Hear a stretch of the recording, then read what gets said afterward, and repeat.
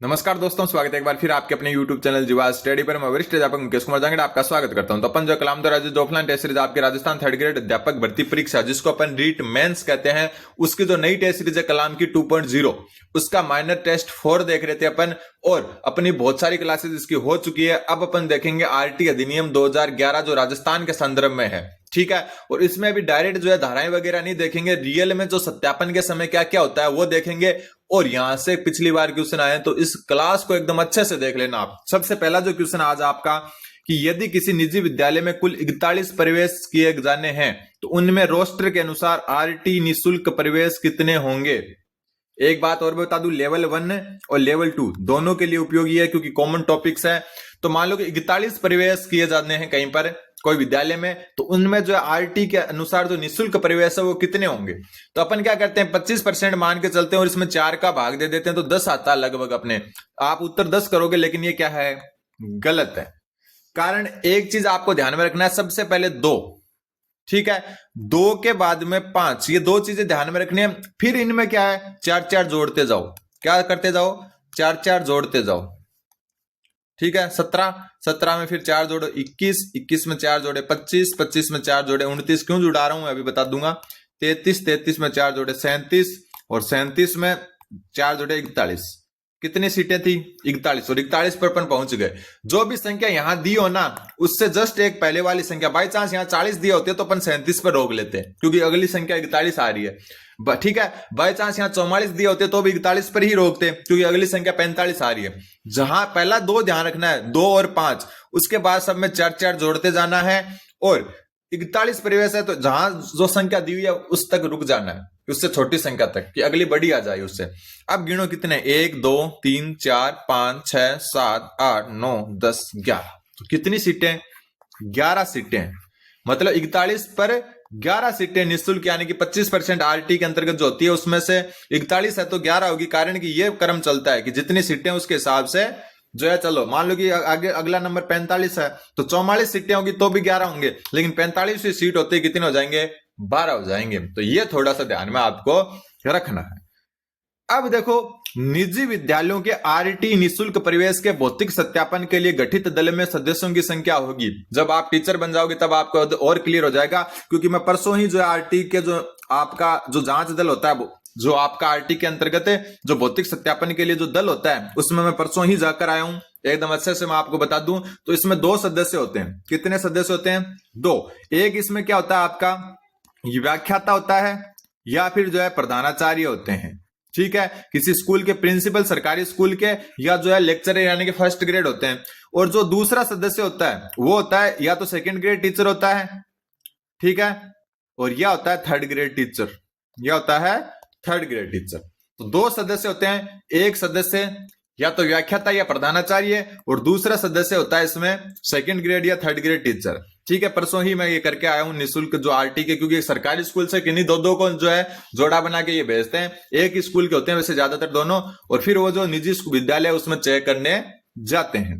फिर अगला जो क्वेश्चन है कि निजी विद्यालय में निःशुल्क प्रवेश को लेकर वरीयता सूची को तैयार कर रोस्टर के आधार पर चयन सूची जारी की जाती है। तो निजी विद्यालय उसमें जो निःशुल्क प्रवेश को लेकर जो वरीयता सूची है ना, उसको तैयार कर रोस्टर के आधार पर चयन सूची जारी की जाती है। किसके द्वारा, तो ध्यान में रख लेना, एनआईसी द्वारा, ठीक है। शाला दर्पण से सारी सूचनाएं मिलती है, तो एनआईसी जो है शाला दर्पण प्रकोष्ठ भी वहीं पर ही है। तो राज्य स्तर पर एनआईसी द्वारा जो है क्या किया जाता है, यह वरीयता सूची तैयार की जाती है। अगला क्वेश्चन, निजी विद्यालय में निःशुल्क प्रवेश के लिए एक अभिभावक द्वारा अपने बालक का अधिकतम कितने विद्यालयों में आवेदन किया जा सकता है। मतलब आरटी के लिए जो है ना, एक अभिभावक जो है कितने विद्यालयों में जो है आवेदन कर सकता है, तो ये कर सकता है 5 विद्यालयों में। कितने विद्यालयों में, 5 विद्यालयों में। फिर उनमें से एक विद्यालय आपको वरीयता के आधार पर चयनित हो जाता है। जरूरी नहीं है कि आप उसमें एडमिशन लो, दूसरे में भी ले सकते हो, वहां पर वरीयता देखनी पड़ेगी फिर आपको कि कितने निःशुल्क और आपका नंबर कितना है। तो निःशुल्क प्रवेश के लिए अभिभावक जो है एक बालक का 5 अलग अलग विद्यालयों में आवेदन कर सकते हैं और फिर जिसमें भी नाम आया आपका उसमें एडमिशन ले सकते हैं। फिर क्वेश्चन नंबर 95 नंबर क्वेश्चन बोल रहा है, निजी विद्यालयों में आरटी निःशुल्क प्रवेश के भौतिक सत्यापन में विशेष सत्यापन दल। विशेष सत्यापन दल कौन सा होता है, जैसे मान लो कि मैंने ऊपर बताया कि 2 सदस्य जाते हैं जांच करने, ठीक है, फिर पूरे जिले के अंदर जो है ना एक विशेष सत्यापन दल बनता है डीओ ऑफिस या जो है कोई जो आप मान लो सीबीओ या डीओ ऑफिस है या जेडीओ ऑफिस है, जो आपका जिला शिक्षा अधिकारी का ऑफिस है, वहां से एक विशेष सत्यापन दल बनता है। उसके द्वारा न्यूनतम कितने विद्यालयों का पुनः सत्यापन करना अनिवार्य है। मतलब जो नया एक भौतिक जो सत्यापन के लिए नया बनेगा, विशेष सत्यापन दल कहते हैं। क्यों, क्या होता है कि सारे टीचर्स जो है सबको विद्यालय बांट दिए जाते हैं दो दो को, कि एक ये विद्यालय आपको चेक करके आना है, आरटी के और वेरिफिकेशन करके आना है। फिर जो है उनकी जो है रीचेकिंग करने के लिए कि सबने सही किया या नहीं किया, तो उसके लिए एक विशेष सत्यापन दल क्या होता है, गठित होता है, जो वापस क्या करता है, पुनः सत्यापन करता है कि पिछले वालों ने सही किया है या नहीं। और वो कितने विद्यालयों का और करता है, तो वो आपका करता है जिले के कुल विद्यालयों का 1% या 20 विद्यालय, या तो जिले के कुल विद्यालयों का 1% या फिर जो है 20 विद्यालयों का वो पुनः एक सैंपल के रूप में वापस क्या करता है, सत्यापन करता है। फिर निजी विद्यालयों में निःशुल्क प्रवेश के लिए एंट्री लेवल की कक्षा क्या है, जहां से एंट्री हो सकती है। देखो पहले तो कक्षा 1 ही हुआ करती थी, अब देखो सबसे नीची कक्षा होती है PP3+, उसके बाद होती है PP4+। ठीक है, अभी मैं परसों जाके आया हूं तो मेरे को ज्यादा ये समझ में आ गया, वरना पहले मेरे को भी थोड़ा समझना पड़ता। ठीक है, ये PP5, उसके बाद आती है कक्षा 1, फिर 2, फिर 3, फिर 4 और फिर 5। तो अगर आपको डायरेक्ट एंट्री लेनी है, मतलब पहली क्लास के आरटी वाले दूसरी में चले जाएंगे, दूसरे वाले तीसरे में चलाए जाएंगे, इसमें कोई प्रॉब्लम नहीं है। लेकिन एंट्री लेवल कहां से होगा, या तो होगा पहली क्लास से या होगा PP3 से। दूसरी क्लास में डायरेक्ट आरटी का एडमिशन नहीं होता, तीसरी क्लास में डायरेक्ट आरटी का एडमिशन नहीं होता, दूसरी में पहले वाले ही जाएंगे, तीसरी में दूसरी वाले जाएंगे, चौथी में तीसरी वाले जाएंगे। ऐसा नहीं है कि आप डायरेक्ट 5वीं क्लास में किसी का आरटी के अंतर्गत एडमिशन ले लेते हो। एंट्री सिर्फ या तो पहली क्लास से कर सकते हो आप, या कर सकते हो PP3 से। ठीक है, ये क्लासों का क्रम होता है, नर्सरी, HKG, LKG जो होती है। ठीक है, उस हिसाब से ये PP3, PP4, PP5, फिर आती है पहली, दूसरी, तीसरी, चौथी, 5वीं। तो आप डायरेक्ट जो इनमें एडमिशन नहीं ले सकते। ठीक है, आप जो है एडमिशन या तो पहले PP3 में ले सकते हो या कक्षा 1 में एंट्री लेवल। तो उत्तर हो जाएगा ऑप्शन नंबर 3। और ध्यान में रख लेना, इनमें भी जो है आरटी के बच्चे होते हैं, लेकिन इनका शुल्क नहीं आता है, शुल्क नहीं आता है, सरकार इनका शुल्क नहीं देती है, नहीं आता है। इनको आरटी के अंतर्गत आप एडमिशन तो ले सकते हो, लेकिन 3 साल तक शुल्क नहीं आएगा, फिर एक कक्षा में होने के बाद में आएगा। सरकार निःशुल्क नहीं पढ़ाएगी इनको। कहां तक है, जो आपके प्री प्राइमरी कह सकते हो, या PP3, PP4, PP5। अगला क्वेश्चन, तो एंट्री लेवल कक्षा 1 और PP3 है। राजस्थान में निजी विद्यालय में निःशुल्क आरटी प्रवेश हेतु राज्य सरकार के ऑनलाइन प्लेटफॉर्म का नाम, बात हो रही है निजी विद्यालयों में निःशुल्क आरटी के लिए जो ऑनलाइन प्लेटफॉर्म है उसका नाम है राजस्थान प्राइवेट स्कूल पोर्टल। कौन सा नाम है, राजस्थान प्राइवेट स्कूल पोर्टल। अगला क्वेश्चन, क्वेश्चन नंबर 58, राजस्थान में निजी विद्यालय में निःशुल्क शिक्षा हेतु आरक्षित सीट पर आरटी प्रवेश के लिए पर्याप्त संख्या में विद्यालय के कैचमेंट एरिया में बालकों का आवेदन नहीं होने पर क्या किया जाता है। कैचमेंट एरिया का मैं बता दूं कि कोई गांव की स्कूल है तो पंचायत के अलावा किसी को भी जो है आरटी के अंतर्गत नहीं रख सकते। उस पंचायत में 3 गांव है, 2 गांव है, या खुद का अकेला गांव है, तो पंचायत के गांवों के अलावा किसी भी बच्चे को जो है क्या नहीं मिलेगा, आरटी के अंतर्गत निःशुल्क प्रवेश नहीं मिलेगा। नगरीय निकाय है तो नगर पालिका जो क्षेत्र है उसके अलावा कहीं से भी जो है क्या नहीं मिलेगा आपको, कहीं से भी अगर कोई बाहर का आके वहां रह रहा है, उसके जो है डॉक्यूमेंट्स बाहर के हैं, तो उसको आप जो है निःशुल्क जो है प्रवेश नहीं दिला सकते। तो ये रूल होता है कि जो भी विद्यालय जिस पंचायत में है उस पंचायत के बालकों को ही आरटी के अंतर्गत एडमिशन दे सकता है। तो राजस्थान में अगर निजी विद्यालय में निःशुल्क शिक्षा हेतु आरक्षित सीट पर आरटी प्रवेश के लिए पर्याप्त संख्या में विद्यालय के कैचमेंट एरिया के बालकों का आवेदन नहीं होने पर क्या होगा, मतलब जो आपके पंचायत है उसमें मान लो कि जितनी सीटें आपको चाहिए आरटी के लिए वो अगर नहीं मिलती है तब क्या होगा। तो इसका उत्तर मैं बता दूं, इसका उत्तर ऑप्शन 3 होगा, कैचमेंट एरिया से बाहर के किसी भी बालक को प्रवेश नहीं दिया जाएगा। ये बात मैं पहले ही बता चुका कि जिस कैचमेंट एरिया मतलब होगा जिस पंचायत या नगरीय निकाय में वो विद्यालय स्थित है उसके बाहर को तो दिया ही नहीं जाएगा, भले ही आपको सीट मिले या ना मिले। तो कैचमेंट एरिया के संलग्न अन्य कैचमेंट एरिया के बालकों को प्रवेश दिया जाएगा, नहीं दिया जाएगा। कैचमेंट एरिया से बाहर के किसी भी बालक को प्रवेश दिया जाएगा, नहीं दिया जाएगा। स्कूल के संबंधित ब्लॉक के किसी भी विद्यालय को प्रवेश दिया जाएगा, नहीं। सिर्फ और सिर्फ कैचमेंट एरिया यानी कि उस पंचायत के ही बच्चे को दिया जाएगा, तो ध्यान में रखना। अगला क्वेश्चन, आरटी अधिनियम 2009 की धारा 12(1) के तहत राजस्थान में निजी विद्यालयों में 25% सीट पर निःशुल्क प्रवेश किस सत्र से दिए जा रहे हैं। ठीक है। जो ये 25% निजी विद्यालयों में फ्री में स्टूडेंट्स को पढ़ा रहे हैं वो किस जो है परिवेश सत्र से दिए जा रहे हैं, तो ये दिए जा रहे हैं आपके 2012-13 से। कब से? 2012-13 से, क्योंकि 2011 में तो आरटी अधिनियम राजस्थान में लागू हुआ और उसके बाद में जो है 12-13 से जो ये निःशुल्क प्रवेश दिए जा रहे हैं।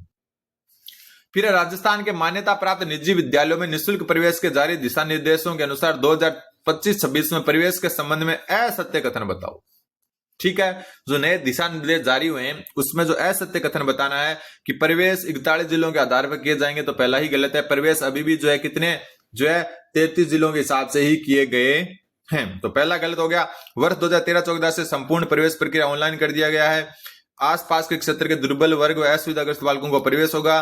एंट्री लेवल के अतिरिक्त अन्य किसी भी कक्षा में निःशुल्क प्रवेश नहीं होगा। मैं ये बात कह चुका, या तो PP3 में या फिर कक्षा 1 में, ये दो ही एंट्री लेवल है। इन दो में ही डायरेक्ट आप एडमिशन ले सकते हो आरटी के, वरना नहीं ले सकते। तो इसका उत्तर हो जाएगा ऑप्शन नंबर ए। अगला क्वेश्चन, ये क्वेश्चन थोड़ा सा आपके कंफ्यूज करने वाला रहेगा। राजस्थान में निजी विद्यालयों में एंट्री लेवल की कक्षा में प्रवेश में निःशुल्क बालकों की संख्या का अनुपात क्या होना चाहिए? एंट्री लेवल वही कक्षा 1 और PP3, उसमें जो है प्रवेश में निःशुल्क बालकों की संख्या यानी कि आरटी के अंतर्गत जो 25% बालक हैं उनकी संख्या का अनुपात क्या होगा? ज्यादातर क्या करेंगे? ये वाला कि सशुल्क बालकों की संख्या बट्टा 4, लेकिन ये गलत है। क्यों? क्योंकि कुल बालकों की संख्या बट्टा 4 तो फिर भी मान लो कि सही हो जाता है। कुल बालकों की संख्या बट्टा 4। सशुल्क का मतलब जो फीस दे रहे हैं, क्या दे रहे हैं? फीस। मान लो 100 बच्चे हैं, 100 को मान के चल रहे हैं, 25 क्या होंगे? आरटी के अंतर्गत निःशुल्क होंगे, आरटी के अंतर्गत निःशुल्क होंगे, ठीक है। और 75 क्या होंगे? सशुल्क होंगे। 75 क्या होंगे? सशुल्क होंगे। तो अब बताओ कि आरटी वाले निःशुल्क क्या हो गए? सशुल्क को 3 से भाग कर दो, बराबर 25 आ रहा है ना, तो उत्तर ऑप्शन 3 हो जाएगा। क्योंकि सशुल्क मतलब जो फीस दे रहे हैं 75 फीस देंगे, 25 नहीं दे रहे, इसका मतलब सशुल्क को 3 से भाग देने पर नई फीस देने वालों की संख्या आ रही है, कुल में 4 का भाग देने पर आती है। तो ये 4 मत कर देना, ऑप्शन जो है 3 उत्तर हो जाएगा। अगला क्वेश्चन, राजस्थान में निजी विद्यालयों में निःशुल्क बालकों के प्रवेश के लिए दुर्बल वर्ग के बालकों के अभिभावकों की वार्षिक आय अधिकतम कितनी होनी चाहिए? तो 2.5 लाख से कम होनी चाहिए। अधिकतम 2.5 लाख हो सकती है जो भी दुर्बल वर्ग के बालक हैं जो आरटी के अंतर्गत एडमिशन लेते हैं। अब ये क्वेश्चन देखो, एक निजी विद्यालय ग्रामीण क्षेत्र में किसी ग्राम पंचायत मुख्यालय पर स्थित है। उस ग्राम पंचायत में 4 अन्य गांव हैं, ठीक है। इस विद्यालय में एंट्री लेवल पर प्रवेश क्षमता 60 विद्यार्थियों की है। मतलब 60 विद्यार्थी क्या कर सकते हैं? आरटी के अंतर्गत एडमिशन ले सकते हैं। एक ग्राम पंचायत है जिसमें 4 अन्य गांव है और एक खुद का गांव है। ग्राम पंचायत मुख्यालय से कुल आवेदन 20 आए हैं। जो मुख्यालय मतलब जहां पर पंचायत है आपकी, वहां से 20 आवेदन आए हैं। और ध्यान में रख लेना, जिस गांव में स्कूल होता है और उस मुख्यालय जो जिस पंचायत का मुख्यालय होता है वहां से अगर 20 आ जाए तो उनको वरीयता मिलेगी 1 से 20 तक की। वरीयता क्या मिलेगी? 1 से 20 तक की मिलेगी उसी गांव वाले स्टूडेंट्स को, ठीक है। जिसमें मतलब जहां पर मुख्यालय होता है पंचायत का उसको, जिसमें कोई भी अनाथ या दिव्यांग बालक नहीं है। अन्य गांव से 12 आवेदन आए, तो अन्य गांव से 12 आए तो 21 से 32 तक आएंगे वो, ठीक है। अन्य गांव वाले कहां से कहां आएंगे? 21 से 32 तक। और जो मुख्यालय वाले 20 हैं वो 1 से 20 तक आएंगे। फिर इनमें 3 बालक दिव्यांग तथा अनाथ है, तो वरीयता क्रम में दिव्यांग अनाथों का क्रम बताओ। तो जो ये 3 अनाथ हैं, ठीक है, 3 दिव्यांग अनाथ है, उनको पहले रहेंगे, सबसे पहले लेंगे। लेकिन इन 20 से पहले नहीं लेंगे, कारण कि ये 20 तो जो है ग्राम पंचायत मुख्यालय से अलग से आए हैं। अगले जो 12 बालक है ना, इनमें इनको पहले रखेंगे। तो इनको रखेंगे 1 से 20 तक तो फिक्स है, फिर 21, 22, 23 पर रखेंगे। 1 मिनट, ये ओपन हो गया। फिर इनको 21, 22 और 23 पर रखेंगे। तो उत्तर हो जाएगा 21 से 23, ऑप्शन नंबर 3। अगला क्वेश्चन, क्वेश्चन नंबर 104, राजस्थान में निजी विद्यालयों में निःशुल्क प्रवेश प्रक्रिया में निजी विद्यालयों द्वारा की जाने वाली प्रक्रिया कौन सी नहीं है? जो प्राइवेट स्कूल है वो निम्नलिखित जो नीचे ऑप्शन दिए उसमें से कौन सी प्रक्रिया नहीं करते हैं? विद्यालय की प्रोफाइल को अपडेट करना, ये तो इनका ही काम है। बालकों के दस्तावेज की जांच करना, ये भी इन्हीं का काम है। दस्तावेज त्रुटिपूर्ण पाए जाने पर आवेदन रिजेक्ट करना, ये निजी विद्यालय का नहीं, ये जांच दल का काम है। जो आपके सरकारी स्कूल से जांच दल जाता है वो ये काम करता है कि त्रुटिपूर्ण है, इसको रिजेक्ट करो। क्या करो? रिजेक्ट करो। फिर अभिभावक द्वारा संशोधित दस्तावेज की विद्यालय द्वारा पुनः जांच, ये भी क्या है? निजी स्कूल का काम है। लेकिन तीसरा ऑप्शन है नहीं है। और आज का लास्ट क्वेश्चन, निजी विद्यालयों में निःशुल्क प्रवेशित बालकों की फीस पुनर्भरण के संबंध में निम्नलिखित कथनों पर विचार करो। पूर्व प्राथमिक कक्षाओं में फीस पुनर्भरण नहीं किया जाएगा। अभी ऊपर चलते हैं, देखो मैंने ये चीज बताई थी आपको, क्योंकि हर चीज मैं क्लियर करने की कोशिश करता हूं स्टार्टिंग में। यहाँ ये देखो, ये मैंने बोला था ना PP3, PP4, PP5, ये होती है पूर्व प्राथमिक कक्षाएं, जिनको कहते हैं प्री प्राइमरी। प्राथमिक कक्षाएं। और मैंने यहाँ क्या बोला था, शुल्क आता ही नहीं है, इनका कोई भी पुनर्भरण नहीं होता है, सरकार इनके पुनर्भरण करती ही नहीं है। ठीक है, तो ये क्या बोल रहा है, पूर्व प्राथमिक कक्षाओं के फीस पुनर्भरण नहीं किया जाता, बिल्कुल सही बात है। यदि कोई बालक स्वेच्छा से विद्यालय परिवर्तन करता है तो वह बालक फीस पुनर्भरण का पात्र नहीं होगा। अगर आप आरटी के अंतर्गत हो तो आपको कक्षा 1 से 8 तक सेम स्कूल ही पढ़नी पड़ेगी अगर आपको निःशुल्क पढ़ना है। मान लो कि कक्षा 1 से 5 तक तो आप वहां पढ़ लिए, छठी में दूसरी जगह चले गए तो आप फिर आरटी के अंतर्गत नहीं रहोगे, तो ये भी ध्यान में रखना है। तो ए और बी दोनों सही है, इसमें उत्तर हो जाएगा ऑप्शन नंबर 3। तो ये आज के अपने आरटी के क्वेश्चन थे माइनर 4 के। अब मैं कोशिश करूंगा कि लेवल 1 की जो है ना साइंस करवाऊं आपको, क्योंकि बहुत कमेंट आ रहे हैं, लेवल 1 की साइंस करवाने की कोशिश करूंगा। बाकी साइंस मैथ वाले की मैथ की 2 क्लासें अपनी हुई थी, तीसरी क्लास भी अगर विज्ञप्ति आ जाए एक बार ताकि पता चले पोस्ट वगैरह क्या है, फिर अपन स्टार्ट करेंगे उसको। बाकी चैनल पर बने रहे, चैनल को सब्सक्राइब करें। धन्यवाद, बन रहे जीवा स्टडी के साथ।